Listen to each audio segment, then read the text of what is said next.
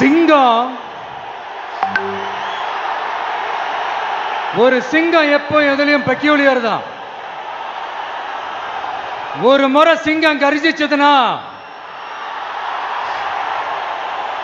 அந்த சவுண்ட்ல ஒரு 8 கிலோமீட்டருக்கு சும்மா அதிரும், எல்லா திசைகளும் அதிரும். அப்படிப்பட்ட அந்த சிங்கம் வேட்டைக்கு மட்டும்தான் வெளியில வரும், வேடிக்கை பார்க்கறதுக்கெல்லாம் வெளியில வராது. வேட்டையில கூட உயிரோடு இருக்கிற மிருகங்களை தான் வேட்டையாடும். அதுலயும் பெரும்பாலும் தன்னை விட பெரிய சைஸ் உள்ள மிருகங்களை தான் குறி வச்சு தாக்கும், ஜெயிக்கும். எவ்வளவு பசியில் இருந்தாலும் உயிர் இல்லாததை, கெட்டு போனதை தொட்டு கூட பார்க்காது. அப்படிப்பட்ட அந்த சிங்கம் அவ்வளவு ஈஸியா எதையும் தொடாது, தொட்டா விடாது. காட்டோட 4 பக்கமும் மார்க்கிங் மை டெரிட்டரின்னு தன்னுடைய பவுண்டரியை தானே வகுக்கும். அப்படிதான் அந்த காட்டையை தன்னோட கண்ட்ரோல்ல வச்சிருக்கும். சிங்கத்துக்கு கூட்டத்தோட இருக்கிறதுக்கும் தெரியும், தனியா இருக்கிறதுக்கும் தெரியும். அப்படியே தனியா வரணும்னு நினைச்சாலும் அஞ்சாம அலட்டிக்காம சும்மா கெத்தா தனியா வந்து அத்தனை பேருக்கும் தண்ணி காட்டும். எப்போ எதிலையும் தன்னோட தனித்தன்மையை இழக்கவே இழக்காது. Yes, a lion is always a lion.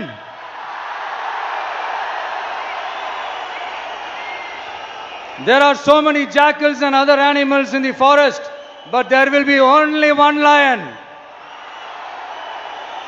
And even if it is single, it will be the king of jungle.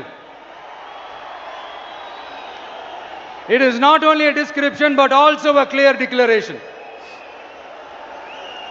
சிங்கத்தை பத்தி பேசிட்டு நம்ம சிங்க குட்டிகளையும் சிங்க பெண்களையும் பத்தி நம்ம பேசாம இருக்க முடியுமா? அவங்கள எப்படி நான் மறப்பேன்? அவங்க தான் என்னுடைய உயிராச்சே, என் நெஞ்சில் குடியிருக்கும்.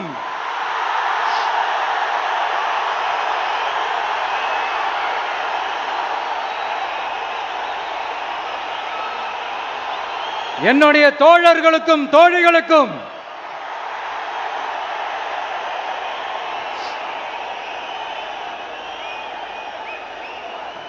நேர்ல வர முடியாத சூழல்ல வீட்டில் இருந்துகிட்டே நம்மளோட இந்த மாநாட்டில் நேரலை வாயிலாக கலந்துகிட்டு இருக்கிற என்னுடைய அம்மாக்கள், அக்கா தங்கைகள், அண்ணன் தம்பிகள், நண்பர்கள் அனைவருக்கும் என்னோட உயிர் வணக்கம். என்னோட உயிர் வணக்கம், என்னோட உயிர் வணக்கம்.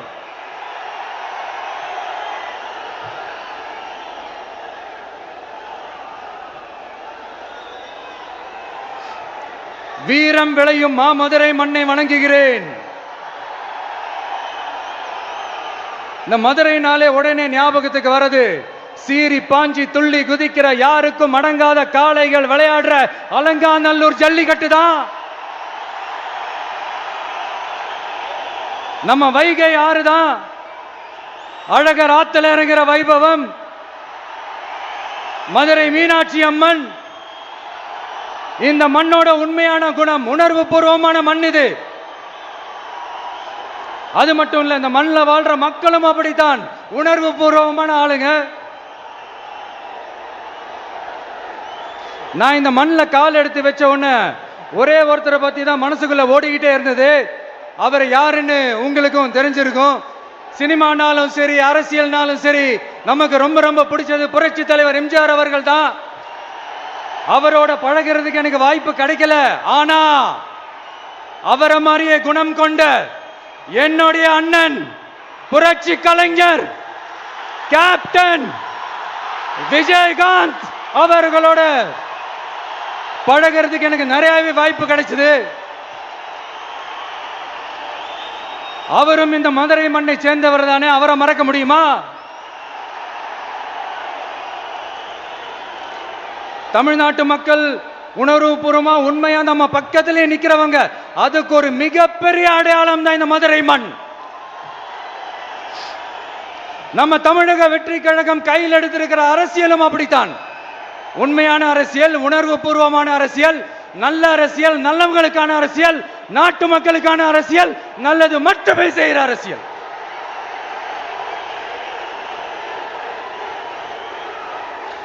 இதோ நம்மளுடைய இந்த இரண்டாவது மாநில மாநாடு வாகை சூடும் வரலாறு திரும்புகிறது.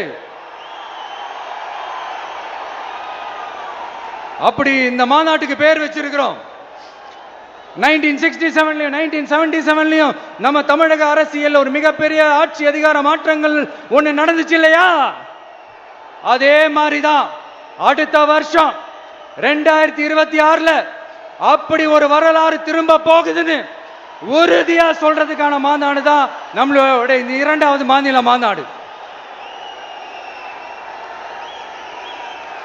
விக்கிரவாண்டி விசாலையில் நம்மளுடைய ஃபர்ஸ்ட் மாநாடு நடத்தணும், வெற்றி கொள்கை திருவிழா.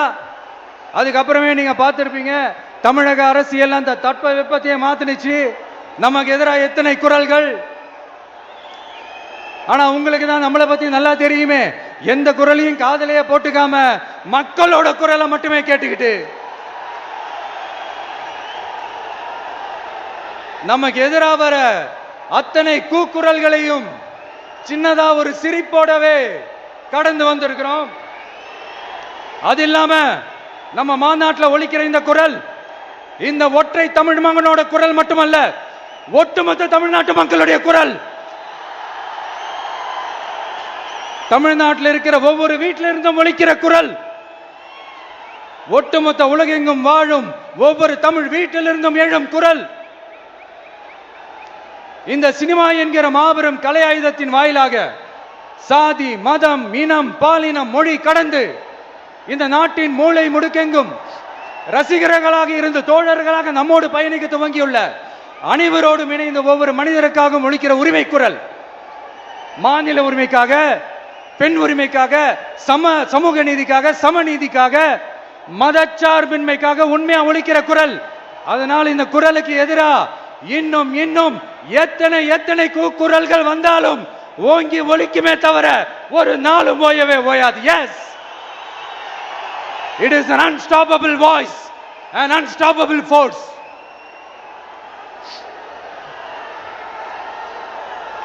நம்ம அரசியலுக்கு வர்றதுக்கு முன்னாடி, அட இவரெல்லாம் வரமாட்டாரியா, அவரே வரல, இவரே வரல, இவருங்க வர போறாரு அப்படின்ட்டு நிறைய பேர் ஜோஷியம் சொன்னாங்க. அப்புறம் நம்ம கட்சியினுடைய பேர் அறிவிச்சதுக்கு அப்புறம், பேரு தானே அறிவிச்சிருக்கிறாரு, மக்கள் கிட்ட பேர் வாங்கணும்ல, அதெல்லாம் முடியாதுன்னாங்க. அப்புறம் ரொம்ப முக்கியமா மாநாடுலாம் எவ்வளவு பெரிய விஷயம், அதெல்லாம் இவர் ஒத்தால எப்படி பண்ண முடியும், சும்மா பக்கத்தில் புசியானதை வச்சுக்கிட்டு மாநாடுல எப்படி நடத்தி காட்ட முடியும், அதெல்லாம் அவங்களால முடியாது. அப்புறம் மழை பெஞ்சு எல்லாத்தையும் எடுத்துரும். ஏன் என் கூட இருக்கிறவங்களே கூட தான் சொன்னாங்க. அதுக்கப்புறம் என்ன நடந்துச்சுன்னு உங்க எல்லாருக்குமே தெரியும். இப்ப புதுசா ஒண்ணு சொல்ல ஆரம்பிச்சிருக்கிறாங்க. அது என்னடானா, ஆட்சியை பிடிக்கிறதெல்லாம் அவ்வளவு ஈஸி இல்லை இல்லையா.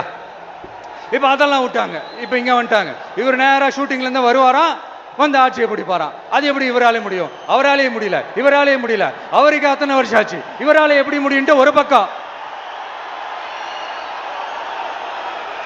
இன்னொரு பக்கம் கூட்டம்லாம் ஓகே தான், அது எப்படி ஓட்டா மாறும் அப்படின்றது இன்னொரு பக்கம். இப்படி கதை, திரைக்கதை, வசனம், இயக்கம், பாடல்கள்,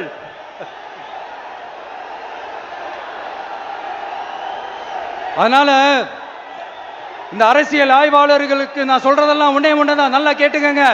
இந்த விஜய் ஏதோ இந்த பல லட்சம் பேர் கூடுற கூட்டத்தில் மட்டுமே இருக்கிறாரு அப்படின்னு மட்டும் தப்பு கணக்கு போட்டாதீங்க. ஏன்னா நம்மளுடைய இந்த கூட்டம் வெறும் ஓட்டா மட்டும் இல்லைங்க, வரப்போற தேர்தலில் மக்கள் விரோத ஆட்சியாளர்களுக்கு நாம வைக்க போற வேட்டா, நம்மளை கோட்டைக்கு அனுப்ப போற ரூட்டா இருக்க போதுன்னு சீக்கிரமாவே தெரிஞ்சுப்பீங்க. ஏன்னா கோடிக்கணக்கானவங்களோட ஹார்ட்லயும் வீட்லயும் ஏற்கனவே ஆல்ரெடி உயிரா, உணர்வா, உறவா இருக்கிறோம். நம்மளுடைய கனெக்ட் எல்லாம் வெறும் மக்களோட மட்டும்தான். நாம யாருன்னு அவங்களுக்கு தெரியும், அவங்க யாருன்னு நமக்கு தெரியும். நாமளும் நம்ம மக்களும் எப்படி இருக்கிறோம்னு எதிரிங்களுக்கு நல்லாவே தெரியும்.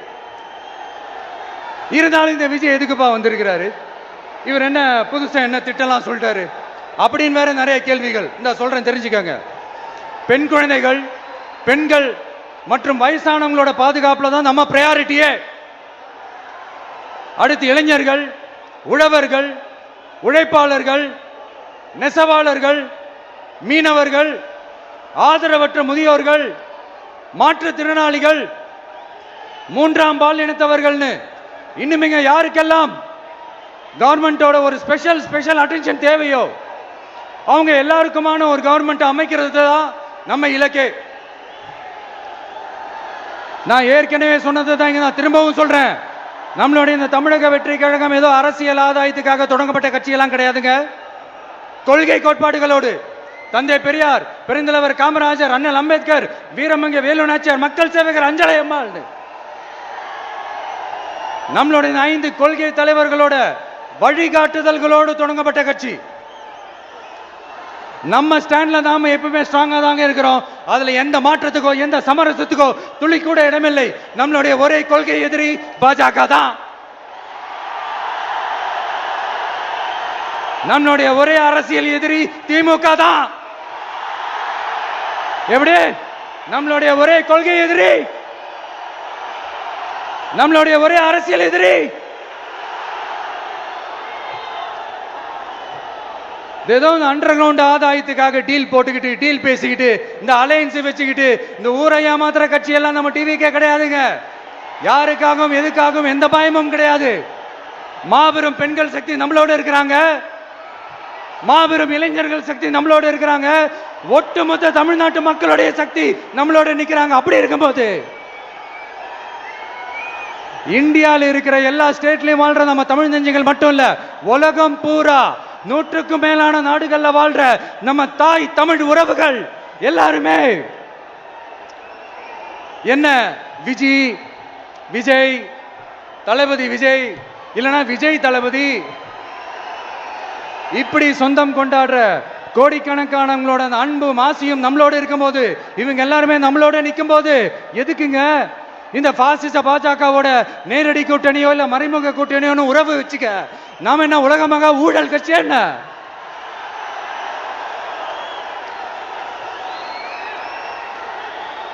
நம்மளை பத்தி சின்னதா ஒரு உண்மை ஒண்ணு சொல்லலாமா? என்னடா இவர் வாயால இப்படி சொல்றாருன்ட்டு யாரும் தவறா நினைச்சுக்க வேணாம். ஏன்னா இது ஒரு விதத்துல ஒரு ஃபேக்டும் கூட, அதனாலதான் நான் சொல்லணும்னு ஆசைப்படுறேன். நம்ம யார் தெரியும்ல? நாம எல்லாருமே சொல்றேன், நாம யார் தெரியும்ல? இந்தியாவின் மாபெரும் மக்கள் சக்தி கொண்ட ஒரு மகத்தான வெகுஜன மக்கள் படை.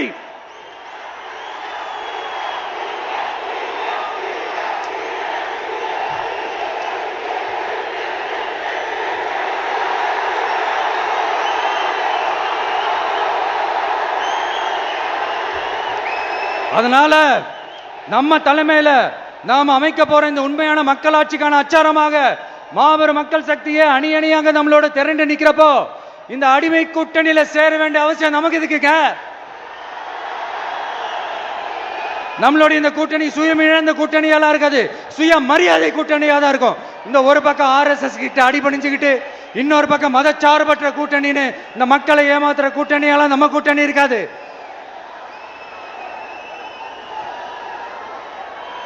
நான் இப்பவும் சொல்றேன், நம்மளை நம்பி வர்றவங்களுக்கு ஆட்சியிலும் அதிகாரத்திலும் உறுதியாக பங்களிப்பு செய்யப்படும். உடனே இந்த கேள்விகள்லாம் வரும். அப்ப யாரு கூட்டணி, யாரு வரா, யாரு போறா, இந்த கேள்விகள்லாம் வரும். இந்த கேள்விகளுக்கெல்லாம் ஒரே ஒரு பதில் தான், சஸ்பென்ஸ்ல சஞ்சாரம் செய்யுங்க. ஆனா ஒண்ணு, 2026ல 2 பேருக்கு நடுவுல தான் போட்டியே. ஒன்னு TVK, இன்னொன்னு DMK. இந்த போட்டி எப்படி இருக்க போதுன்னா, இந்த அலையன்ஸை வச்சு எப்படியாவது நம்ம தப்பிச்சிடலாம். என்ன இந்த பழைய இந்த மேத்தமேட்டிக்ஸ் அரித்மேட்டிக்ஸ் இதெல்லாம் வச்சு எப்படியாவது நம்ம தப்பிச்சிடலாம் அப்படின்னு நினைக்கிறவங்களோட அந்த கனவு ஒரு நாளும் மைப்படாது. சரி, இப்ப நம்ம வேற ஒரு ஏரியாவுக்கு ஒன்று வருவோம். எதிர்காலம் வரும், என் கடமை வரும், இந்த கூட்டத்தின் ஆட்டத்தை ஒழிப்பேன்.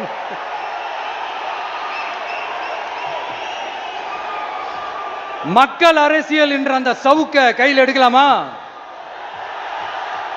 யாருக்கு எதிரான தானே கேட்கிறீங்க? வேற யாரு? மறைமுக உறவுக்காரர்களான பாசிச பாஜகவும் பாய்சன் திமுகவும் தான். மாண்புமிகு பிரதமர் நரேந்திர மோடிஜி அவர்களே, 3வது முறையா ஒன்றியத்தோட ஆட்சி அதிகாரத்தை நீங்க தானே கையில் வச்சிருக்கிறீங்க. இல்ல, நாங்க தெரியாம தான் கேட்கிறோம். நீங்க ஆட்சிக்கு வந்தது ஒட்டுமொத்த மக்களுக்கும் நல்லது செய்யவா, இல்ல நம்மளுடைய இந்த இஸ்லாமிய நண்பர்களுக்கும் இஸ்லாமிய தோழர்களுக்கும் எதிராக சதி செய்யவா? மக்களுக்கு உங்ககிட்ட கேட்கறதுக்குன்னு ஏராளமான கேள்விகள் இருக்குது. அதனால அவங்க சார்பா, அவங்கள ஒருத்தனா, அவங்களோட ஒரு உண்மையான ஒரு பிரதிநிதியா உங்ககிட்ட சில கேள்விகள் கேட்கணும். மிஸ்டர் பிரைம் மினிஸ்டர் அவர்களே, நம்ம தமிழ்நாட்டு மீனவர்கள் கிட்டத்தட்ட ஒரு 800 பேருக்கு மேல இலங்கை கடற்படையால தாக்கி அழிக்கப்பட்டிருக்கிறாங்க. அதை கண்டிக்கிறதுக்காக உங்களை பெருசா எதுவும் செய்ய சொல்லல, சின்னதா ஒண்ணே ஒண்ணு மட்டும் செஞ்சு கொடுங்க. இனிமேலாச்சும் எங்களுடைய மீனவர்கள் பாதுகாப்பா இருக்கிறதுக்காக இந்த கச்சத்தீவை இலங்கை கிட்ட இருந்து மீட்டு கொடுத்துருங்க, அது போதும். உங்களுடைய இந்த முரட்டு பிடிவாதத்தால நீங்க நடத்துற இந்த நீட்டு தேர்வு, அதனால இங்க என்னென்ன நடக்குதுன்னு சொல்றதுக்கே மனசு வலிக்குது. அதனால அந்த நீட்டு தேர்வு தேவையில்லைன்னு அறிவிச்சிருங்க, அது போதும். செய்வீர்களா திரு நரேந்திரபாய் தாமோதர் மோடிஜி அவர்களே? எங்களுக்கு என்னென்ன தேவையோ, என்னென்ன நல்லதோ அதெல்லாம் செய்ய மாட்டேங்கிறீங்க. ஆனா ஆட்சி அதிகாரத்தை மட்டும் கையில வச்சுக்கிட்டு மக்களை ஏமாத்த நேரடியாக ஒரு பாசிச பாஜக அடிமை கூட்டணி ஒண்ணு. அடுத்து உங்களோட இந்த மைனாரிட்டி ஆட்சியை ஓட்டுறதுக்காக மறைமுகமாக RSS அடிமை குடும்பம்னு இன்னொரு கூட்டணி. இப்படி மக்கள் சக்தியே இல்லாத இந்த ஊழல் கட்சிகளை மிரட்டி அடிபணிய வச்சு 2029 வரைக்கும் சொகுசு பயணம் போயிடலாம்னு திட்டம் தீட்டி வச்சிருக்கிறீங்க. அதானே ஜி? என்ன ஜி? ஒண்ணு மட்டும் சொல்றேன், தெரிஞ்சுக்கங்க. என்னதான் நீங்க இந்த நேரடி மறைமுக கூட்டணின்னு குட்டிகரணம் போட்டாலும் தாமரை இலையில தண்ணியே ஒட்டாது. தமிழக மக்கள் மட்டும் எப்படி ஒட்டுவாங்க?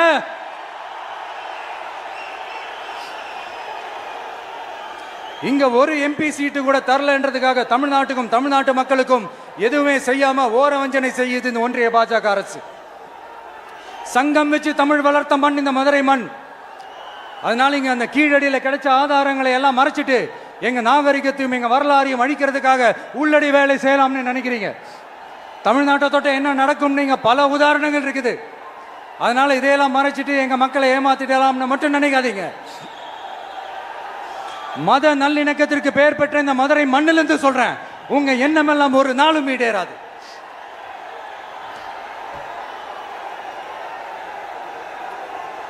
எம்ஜிஆர்னா யார் தெரியும்ல?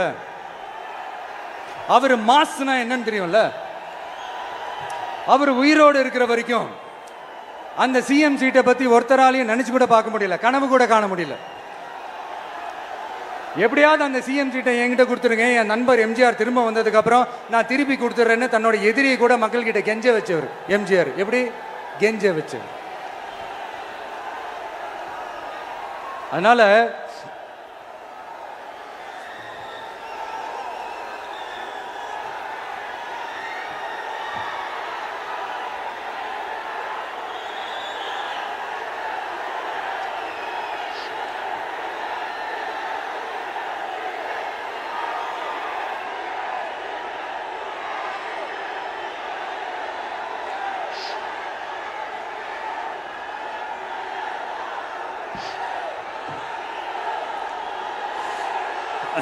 ஆனா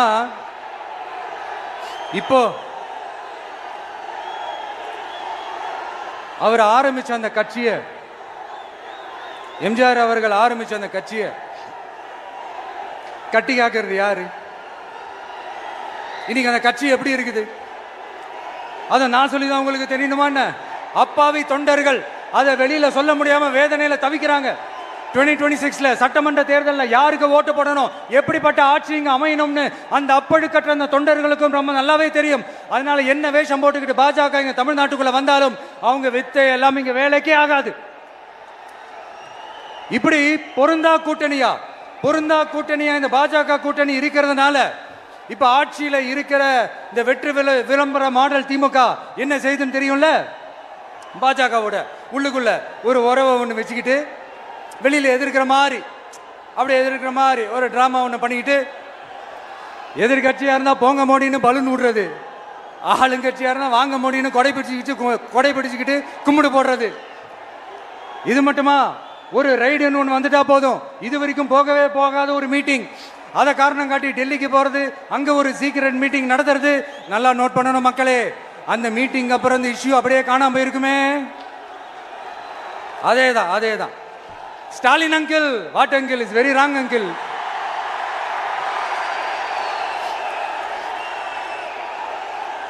இப்படி தமிழ்நாட்டில் இப்ப நடக்கிற இந்த ஆட்சியினுடைய லட்சணத்தை பார்த்துக்கிட்டு நாம எப்படி சும்மா இருக்க முடியும்? ஒரு தவறு செய்தால், அதை தெரிந்து செய்தால், அவர் கபட நாடக மு.க. ஸ்டாலின் அங்கிளாகவே இருந்தாலும், அங்கிள் உங்களுக்கு மனசாட்சின்னு ஒன்று இருந்துச்சுன்னா நாங்க கேட்கிற கேள்விகளுக்கு மட்டும் கொஞ்சம் பதில் சொல்லுங்க அங்கிள். நீங்க நடத்துற இந்த ஆட்சியில நேர்மை இருக்கா? நியாயம் இருக்கா? ஊழல் இல்லாம இருக்கா? சட்டம் ஒழுங்கு சரியா இருக்கா? பெண்களுக்கு பாதுகாப்பு இருக்கா? பொதுமக்களுக்கு பாதுகாப்பு இருக்கா? இயற்கை வளங்களுக்கு பாதுகாப்பு இருக்கா? சொல்லுங்க மை டியர் அங்கிள், சொல்லுங்க. டாஸ்மாக்ல மட்டுமே இது வரைக்கும் 1000 கோடிக்கு மேல ஊழல்னு சொல்றாங்க. அதுல மட்டுமா தப்பு நடக்குது? வேற எதுல தான் நடக்கல? உலகத்திலே மிஸ்டர் கிளீன் ரெக்கார்ட்ஸ் எல்லாம் உங்களுக்கும் உங்க கூட இருக்கிறவங்களுக்கும் மட்டும்தான் அங்கிள் கொடுக்கணும். இதை பார்த்து வாயே இல்லாத ஊரு கூட வயிறு வலிக்கு சிரிக்குது. பெண்களுக்கு 1000 ரூபாய் கொடுத்துட்டீங்கன்னா போதுமா அங்கிள்? அப்படியே அது மூடி மறைச்சிடலான்னு பாக்குறீங்களா? படிக்கிற இடத்துல, வேலைக்கு போற இடத்துல, வெளியில போற இடத்துலன்னு அவங்களுக்கு பாதுகாப்பே இல்லைன்னு ஒட்டுமொத்த பெண்களும் கதறாங்க. அந்த கதறல் சத்தம் ஏதாவது உங்க காதுல கேக்குதா அங்கிள்? இதுல வேற உங்க அப்பான்னு கூப்பிடுறாங்கன்னு வேற சொல்றீங்க. What is this uncle? Is very very wrong uncle, is very very wrong. பெண்களுக்கு மட்டுமா பொய் வாக்குறுதி கொடுத்து ஏமாத்துறீங்க? அரசு ஊழியர்கள், ஆசிரியர்களை ஏமாத்துறீங்க, விவசாயிகளை ஏமாத்துறீங்க, பரந்தூர்ல பாதிப்பே வராதுன்னு சொல்லி ஏமாத்துறீங்க, மீனவர்களை ஏமாத்துறீங்க, போதைப் பொருள் கலாச்சாரத்தை ஒழிக்காம ஏமாத்துறீங்க. ஐயோ ஐயோ ஐயோ, very very first uncle, very very first. எப்படி கேட்டாலும் இவங்க கிட்ட இருந்து எந்த பதிலும் வரப்போறதில்லை. ஏன்னா இருந்தா தானே. இப்ப ஆட்சியில இருக்கிற நம்மளுடைய அங்கிள் பதில் சொல்றது இருக்கட்டும். மக்களை நீங்க சொல்லுங்க, நீங்க உண்மையை சொல்லுங்க. செய்வோம் செய்வோம் செய்வோம் செய்வோம்னு சொன்னாங்களே, சொன்னதெல்லாம் செஞ்சாங்களா? உங்களை தான் கேட்கிறேன், சொன்னதெல்லாம் செஞ்சாங்களா? சத்தமா சத்தமா மை டியர் அங்கிள், கேக்குதா? மக்களோட சத்தம் கேக்குதா? இது வெறும் சாதாரணமான முழக்கம் தான். கூடிய சீக்கிரம் மக்களை போய் சந்திக்க போறேன், அவங்களோட மனசு விட்டு பேச போறேன். அதுக்கப்புறம் இந்த சாதாரணமான முழக்கம் இடி முழக்கமா மாறும். அத்தோட நிக்காது. அந்த இடி முழக்கம் தமிழ்நாட்டோட போர் முழக்கமா மாறும். அந்த போர் முழக்கம் உங்களை ஒரு நிமிஷம் கூட தூங்க விடாது. நடக்குதா இல்லையான்னு பாருங்க. என்னடா இவன் இவ்வளவு ஸ்ட்ராங்கா சொல்றானேன்னு பாக்குறீங்களா? எல்லாரும் கட்சி ஆரம்பிச்சதுக்கு அப்புறம் தான் ஒவ்வொரு வீட்டுக்குள்ளேயும் போறதுக்கு ட்ரை பண்ணுவாங்க. ஆனா நாங்க அப்படி இல்லை. ஒவ்வொரு வீட்டுக்குள்ளேயும் போனதுக்கு அப்புறம் தான் கட்சியாவே ஆரம்பிச்சிருக்கிறோம்.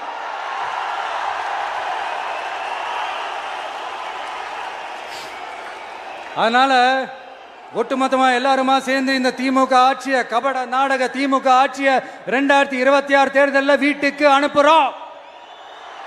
வீட்டுக்கு அனுப்புறோம். என்ன நண்பா, சரிதானே? என்ன நண்பி, செய்வீர்கள் தானே? இப்போ உங்களுக்கு சின்னதா ஒரு சர்ப்ரைஸ். நம்ம கட்சியினுடைய வேட்பாளர் பட்டியலை இப்ப நான் அறிவிக்க போறேன். மதுரை கிழக்கு வேட்பாளர் விஜய். இன்னும் முடிக்கல. ஒரு நிமிஷம், இன்னும் முடிக்கல. மதுரை மேற்கு வேட்பாளர் விஜய். மதுரை மத்தி வேட்பாளர் விஜய். மதுரை தெற்கு வேட்பாளர் விஜய். மதுரை வடக்கு வேட்பாளர் விஜய். மேலூர் விஜய். சோழவந்தான் விஜய். திருப்பரங்குன்றம் விஜய். திருமங்கலம் விஜய். உசிலம்பட்டி விஜய்.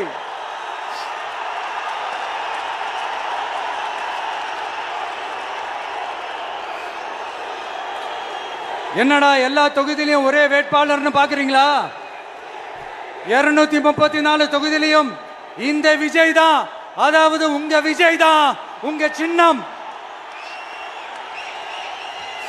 இன்னும் சிம்பிளா சொல்லணும்னா உங்க வீட்டில் இருக்கிற ஒருத்தர் தான் வேட்பாளரா நிக்க போறாங்க. அந்த வேட்பாளரும் நானும் வேறு வேறு இல்லை. நீங்க அவருக்கு ஓட்டு போட்டீங்கன்னா எனக்கு ஓட்டு போட்ட மாதிரி, இந்த முகத்துக்காக நீங்க ஓட்டு போட்டீங்கன்னா உங்க வீட்டில் இருக்கிற உங்களுடைய வேட்பாளர் ஜெயிச்ச மாதிரி. என்னடா இவர் ஏதோ ஓவரா சொல்றாருன்னு நினைக்க வேணாம். பிராக்டிக்கலா அப்படிதான் இருக்கும், அப்படிதான் இருக்கணும். நீங்களும் அப்படிதான் நினைப்பீங்கன்னு நான் நம்புறேன். ஏன்னா இது நம்மளை விட நம்ம எதிரிங்களுக்கு இன்னும் நல்லாவே தெரியும். அதனால எல்லாம் இந்த அதிகார பலம் எல்லாத்தையும் தூக்கிட்டு வந்துருவாங்க.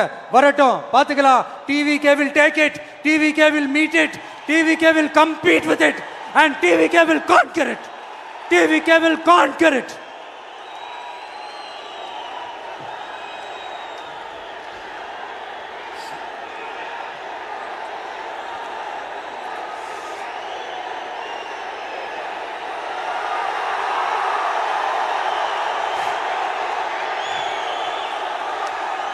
இந்த நேரத்தில் நம்ம மனசுல இருக்கிறத மக்கள் கிட்ட சொல்லி ஆகணும்.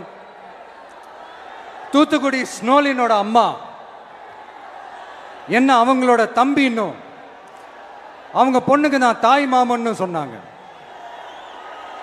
அந்த அக்காவோட குழந்தைங்க மட்டும் இல்லைங்க, என்ன அண்ணனா தம்பியா நினைக்கிற தமிழ்நாட்டில் இருக்கிற என்னோட எல்லா சகோதரிகளின் குழந்தைகளுக்கும் நான் இன்னைக்கு மட்டும் இல்ல, என்னைக்குமே ஒரு தாய் மாமனா தான் இருப்பேன்.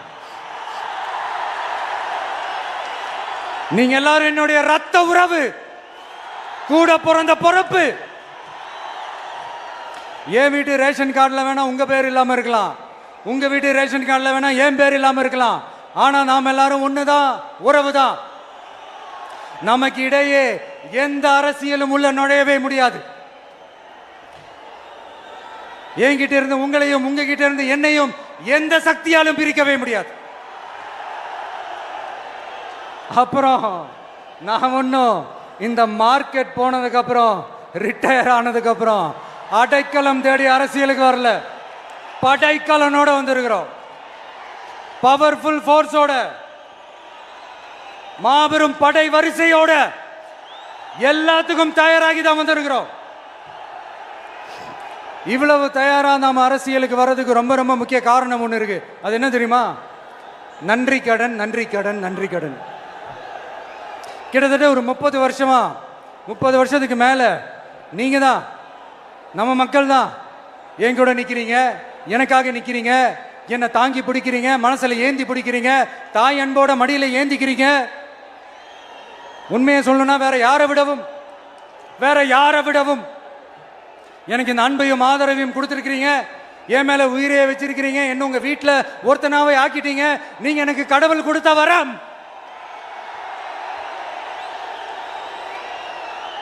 உலகம் பூரா நமக்காக நம்ம கூட நிக்கிற நம்ம மக்களை நான் எப்படி மறப்பேன்?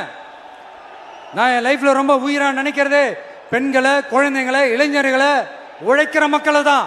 இவங்க தான் நம்மளோட வகைரா. இதை பார்த்து தான் நம்மளோட எதிரிகளுக்கு பத்தி எரியுது. அதுக்காக நாம் என்ன செய்ய முடியும்? அதனால நம்ம உறவுகளை, சொந்தத்தை, வகைராவை யாருக்காகவும் எதுக்காகவும் விட்டு கொடுக்க முடியாது இல்லையா? Here at this moment among this August gathering, I want to open my heart and say I enjoy people, I respect people, I worship people.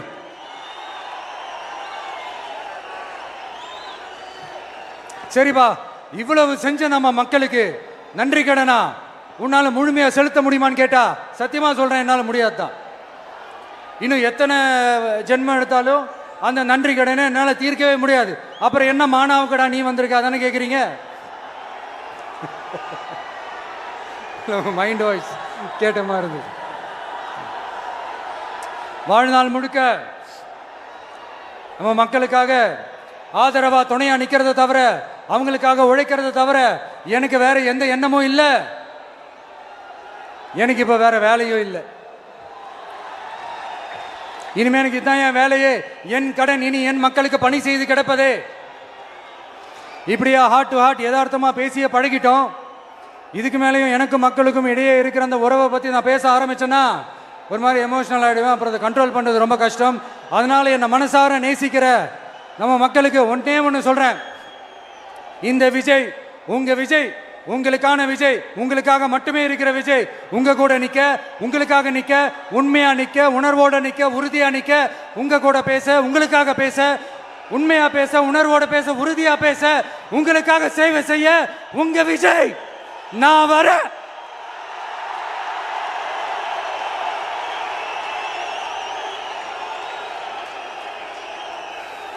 சொல்லல முக்கியம், செயல் செயல் செயல் தான் முக்கியம்.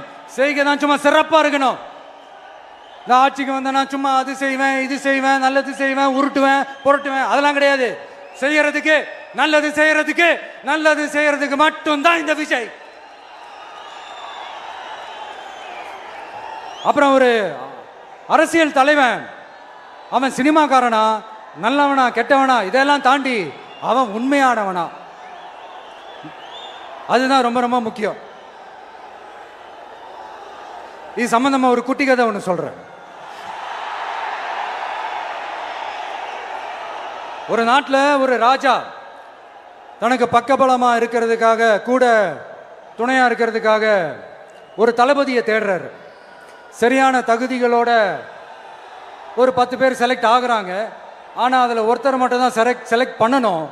அதனால் அந்த ராஜா என்ன பண்ணுறாருன்னா ஒரு டெஸ்ட் வைக்கிறார். அந்த 10 பேர் கையிலையும் விதை நெல்லை கொடுத்து இதை நல்லா வளர்த்து கொண்டு வாங்க, ஒரு 3 மாதம் கழிச்சு வாங்கன்னு சொல்லி அனுப்பி வச்சிடுறாரு.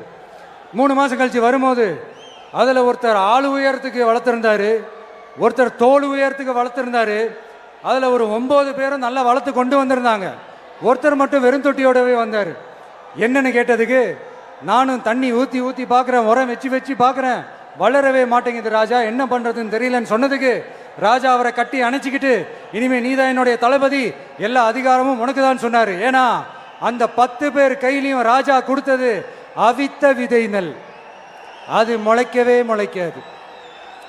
அந்த 9 திருட்டு பயலும் என்ன பண்ணியிருக்காங்கன்னா வேற விதை நெல்லை வாங்கி அதை வளர்த்துட்டு ராஜாவையும் மக்களையும் ஏமாத்திருக்கிறாங்க. ஆனால் இவர் மட்டும் உண்மையை போட்டு உடைச்சிட்டார். அதனால ஒரு நாட்டுக்கு திறமை எந்த அளவுக்கு முக்கியமோ அந்த அளவுக்கு உண்மையும் நேர்மையும் முக்கியம். இப்போ நீங்க எல்லாரும் தான் அந்த ராஜா. நீங்க தேர்ந்தெடுக்க போற அந்த தளபதி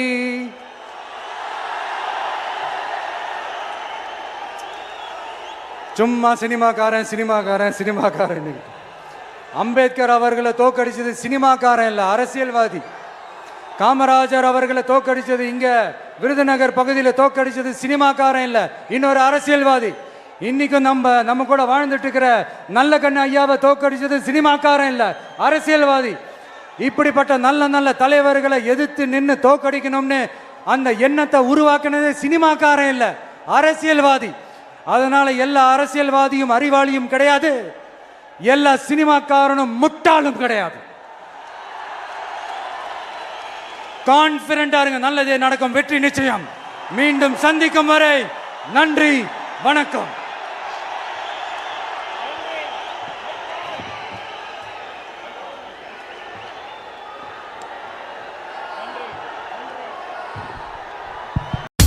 Bye.